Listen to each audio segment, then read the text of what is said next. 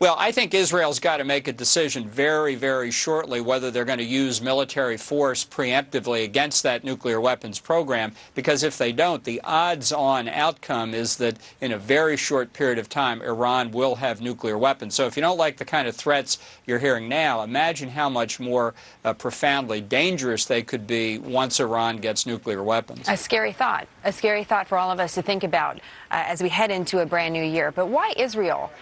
Isn't the nuclear ambitions and the nuclear projects that are happening in Iran enough for us to also get involved militarily? Isn't that enough for a preemptive strike on our own behalf?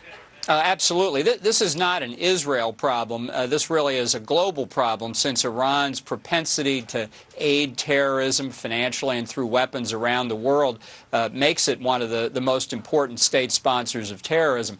But I think the odds are, under President Obama, the chances of a U.S. military strike against Iran are about as close to absolute zero as you can imagine. That's why the spotlight is on Israel. The administration seems to think economic sanctions will work.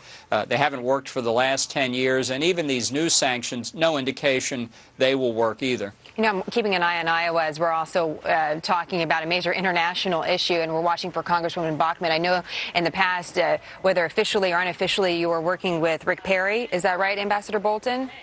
Well, I haven't endorsed anybody as a Fox News contributor, but I've been speaking to a lot of the candidates about foreign policy, and I'm happy to do that. And if you'll stand by with us just for a moment here as we see the Congresswoman come in, we'd like to hear your thoughts on who you think potentially the next Republican presidential nominee has the best international policy.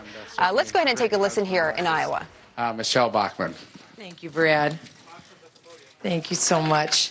Thank you, everyone, for being here. I appreciate it. My name is Michelle Bachmann. Last night, the people of Iowa spoke with a very clear voice, and so I have decided to stand aside.